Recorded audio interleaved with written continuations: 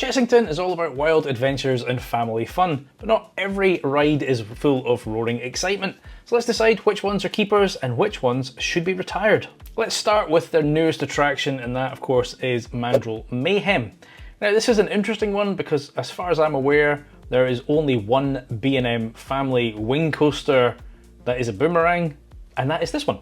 It's an interesting idea. They've obviously got one set of seats that are facing the opposite way around, which kind of seems a little pointless because you do traverse the track both directions. It's just that spike at either end is different depending on which direction you're facing. I have done both. I've done both ways around.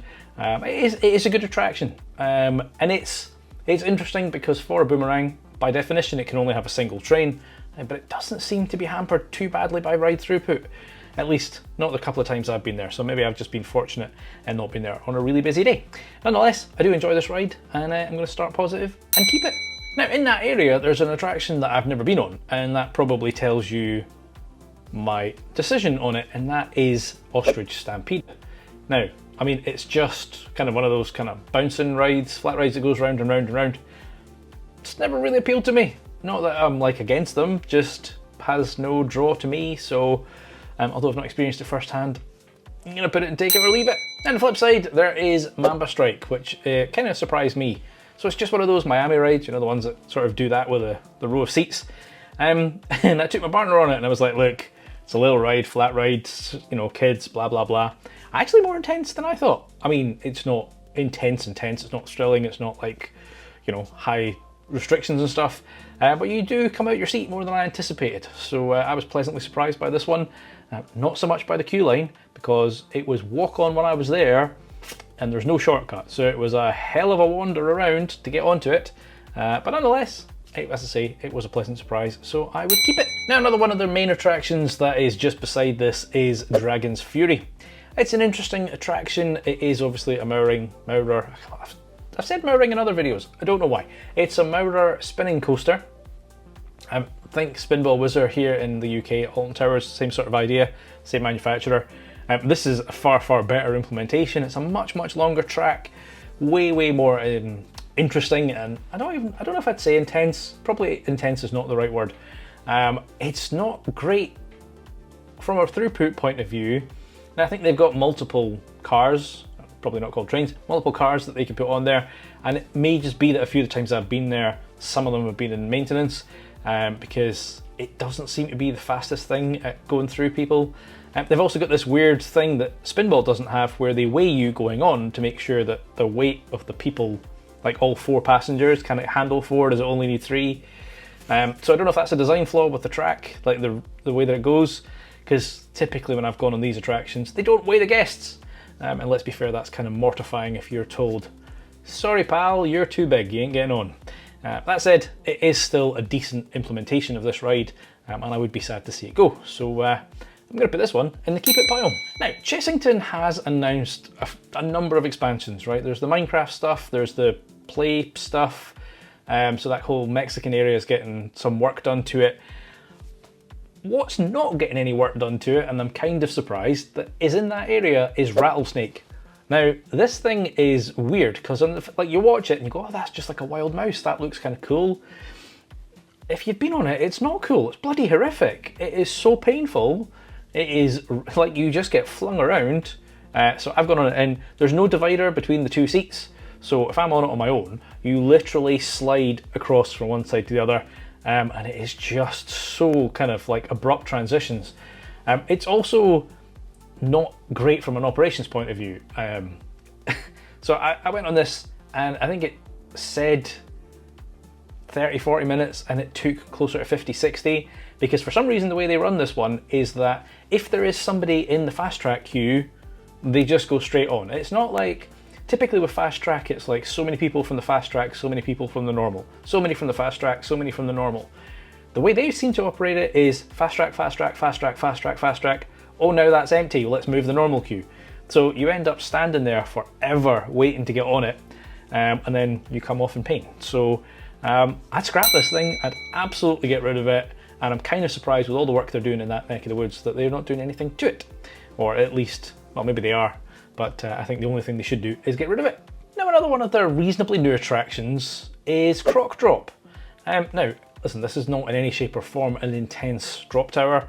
In fact, it's quite tame. It's good for the little kids, obviously. It's possibly one of their first drop towers. I think there's times when the spinning doesn't work on it, so it's supposed to kind of spin on the way up and spin when you're dropping and stuff. They're certainly not intense drops by any stretch of the imagination. It's good the way they've done, like when you walk into the crocodile's jaw, effectively. You know, the smoke comes out and stuff.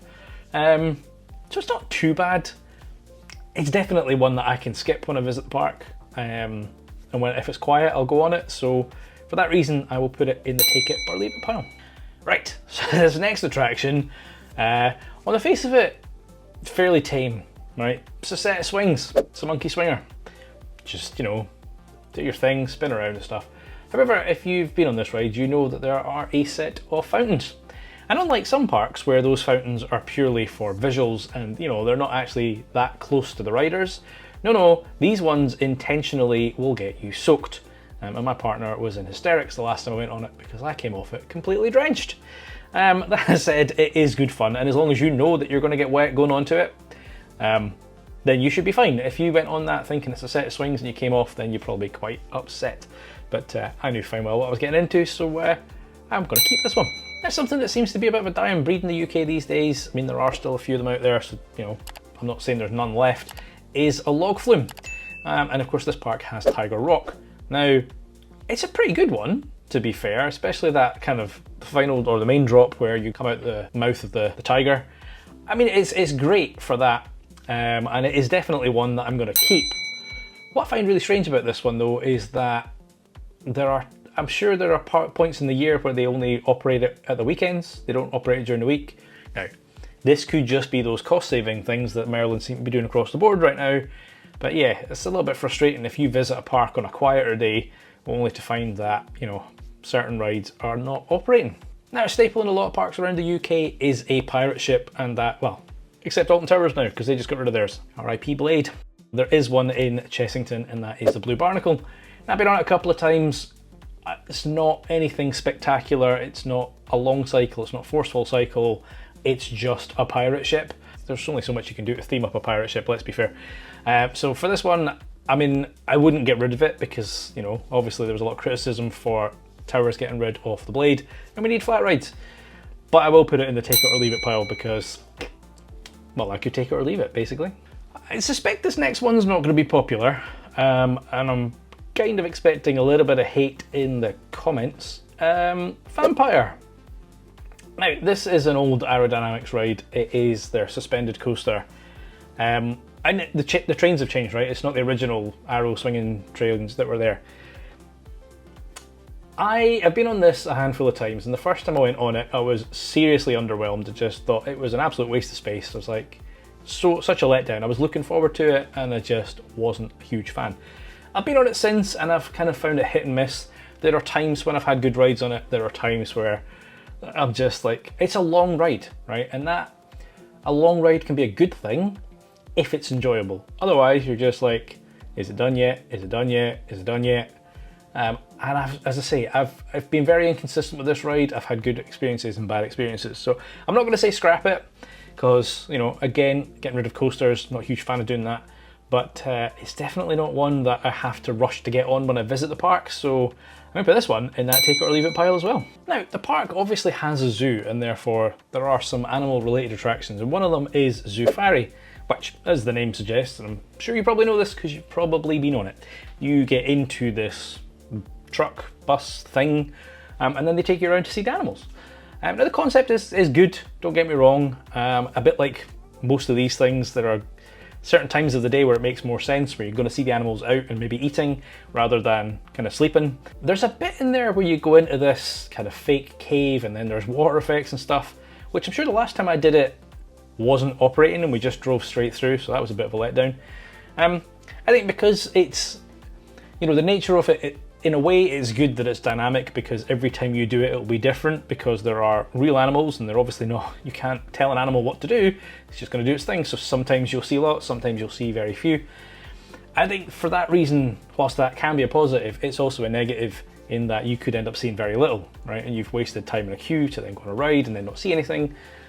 So I'm going to put this in take it or leave it, because it's not one that I have to do when I visit the park. Now, another staple in lots of parks is an indoor shooter attraction, and no different here in Chessington, they have Tomb Blaster. Now, this is a weird one. I mean, I'm generally positive about this ride because it is very well done inside. For the most part, the targets seem to work. You know, some of these attractions, like either the guns are really terrible or the targets don't work. This one is pretty good because you can tell where you're shooting quite clearly. I've had a few times where the ride's kind of stopped and you can tell, oh, that's me, and I just sit and hammer the same target over and over again. It is quite slow moving though, which is kind of, I mean, it's good and bad, I suppose. Nonetheless, I am a fan of this particular version of it, and it is one that I would add to the keep list. Now, something that I am not as big a fan of is Kobra. I mean, I've said this in other videos, it's a roller disco. There's not a huge amount to say about them, and I'm not really a huge fan of the versions with a hump in the middle. The kind of half-pipe versions tend to be better. So this particular one, yeah, let's just scrap it. Now, I said that this park has the zoo and the animals and stuff. They also have a sea life centre. But I was seriously underwhelmed with it when I last visited. I mean, there's one at Towers as well. I mean, look, it's nice to have these extra things to do when you're in a park. And more so in Chessington because they have the zoo element, right? So there is that nice tie-in between animals and the sea life and stuff. I found their particular sea life to be really underwhelming, not impressive in any shape or form. Just silly little things as well, like they've got the bit where you see the sort of starfish, sea urchin things, and at Towers that's open and you can go up and you can, you know, in controlled groups you can play with them, as it were. They kind of had that at Chessington, but it had a glass case over the top with a padlock, so it's like much more restricted. I was just like, it just feels odd. So I wasn't a huge fan of this. I just don't think it is very well implemented, so I would scrap it. Now, there's a number of smaller attractions that I'm not going to cover because, again, I'm a grown man and, well, I just haven't experienced most of them, or can't because I'm just too big. But one that I'm going to touch on is Gruffalo. Now, this is their kind of boat ride thing, indoor boat ride. It's had a few incarnations in the past. I think Bubbleworks was one of them in the past. I actually really like this. Gruffalo is a story that I read to my kids many times as they grew up, so, you know, I know the story as a parent very well. And I think they've just done a fantastic job of translating that into this attraction. And certainly when I've been with my kids, who are now grown up, we've just lapped the thing because it's just good fun. So I'm going to end on a high and say that I would keep this one. Right, if I've done the sums right, there are more keeps than the others, although as you can probably see, it's a bit of a close call. So hopefully with the developments that are coming to Chessington, things are going to improve a little bit. And some of these newer attractions or refreshed attractions are going to move more things into my keep pile. I'd love to know your thoughts on this. I'm sure there are things you agree with, and no doubt there are some that you disagree with. If you have enjoyed this one, hit that like button, give me a sub, and let's make this number go up. I've been Chris, you've been watching Coaster Dad, and I shall see you in the next one. Adios!